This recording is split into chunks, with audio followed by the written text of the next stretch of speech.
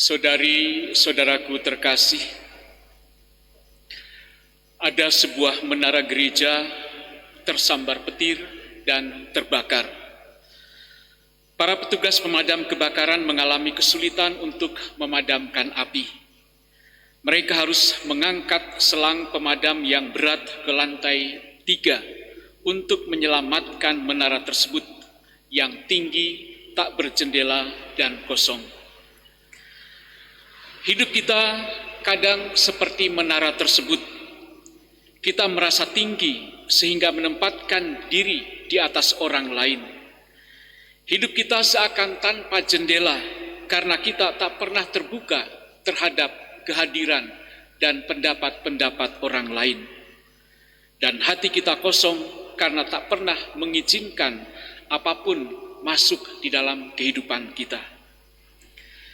Ketika kita menempatkan diri di atas dan terpisah dari orang lain, kita akan mudah terbakar secara rohani. Dan sedikit percikan saja dapat menyulut kehancuran kehidupan kita.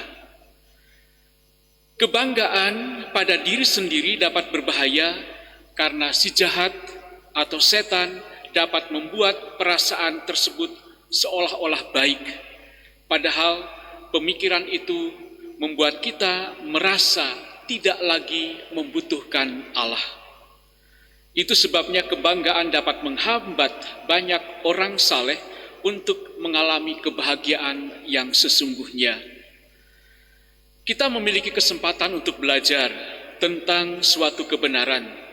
Kesalehan sejati dapat dicapai bukan dengan meninggikan diri, melainkan dengan merendahkan hati, sementara mereka yang merendahkan dirinya akan menjadi yang terbesar dalam kerajaan surga. Dalam Injil yang baru saja kita dengar, para murid datang dan bertanya kepada Yesus tentang siapakah yang terbesar di dalam kerajaan surga. Yesus tidak langsung menjawab, tetapi Yesus menghadirkan seorang anak kecil di tengah-tengah para murid.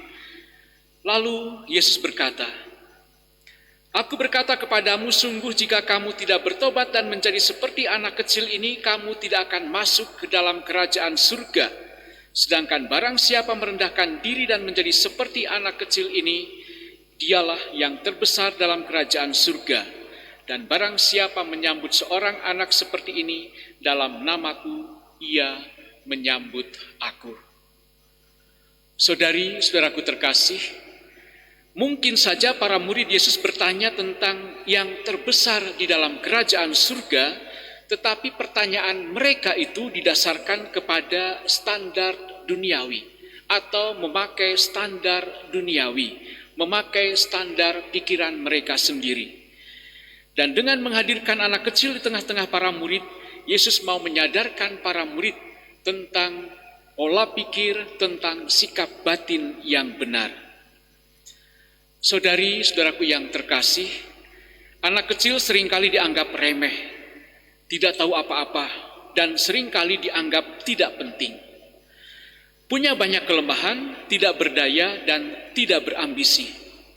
Anak kecil yang ditempatkan Yesus di tengah para murid menjadi simbol orang-orang lemah.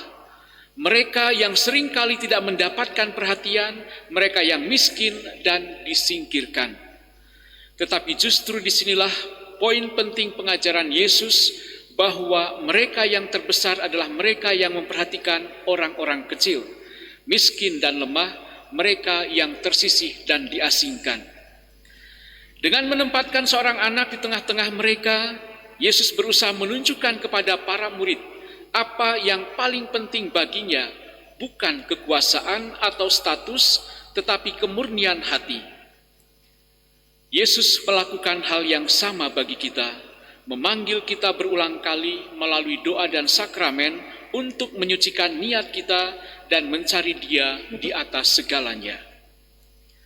Saudari-saudaraku yang terkasih, Yesus berharap agar para murid memiliki sikap hati seperti anak kecil yang siap dianggap tidak berarti, bahkan dipandang hina di mata dunia. Selain itu, berani mengakui ketidakberdayaan dan melakukan pertobatan. Pertobatan bukan sekedar suatu tindakan yang menunjukkan kesedihan atau penyesalan, tetapi merupakan sikap hidup yang menyeluruh. Hal ini perlu karena pada dasarnya kita mengikuti suatu cara hidup yang menjauh dari Allah dan menuju kematian kekal. Pertobatan adalah tanggapan manusia terhadap karunia keselamatan dari Allah yang dikerjakan oleh kasih karunia dan kuasa Roh Kudus dan diterima oleh iman. Dengan hidup seperti itu, manusia akan dijauhkan dari sikap yang dipenuhi dengan ambisi persaingan untuk mencapai yang terbesar, khususnya dalam kehidupan di dunia ini. Semoga bacaan-bacaan kita yang kita dengarkan pada hari ini, juga hati kudus Yesus yang selalu kita kenangkan di dalam kehidupan kita sebagai umat Katolik, sebagai umat beriman, sungguh-sungguh dapat kita usahakan dalam kehidupan kita masing-masing. Kita seringkali dijejali oleh berbagai macam perasaan, berbagai macam keinginan-keinginan duniawi yang kerap kali juga menghambat dan menghilangkan perhatian kita kepada Allah yang telah memberikan perhatian dan cintanya begitu besar. Semoga hati kudus Yesus juga menjadi milik kita bersama, supaya kehadiran dan cinta kita sungguh seperti cinta Yesus pula. Tuhan memberkati.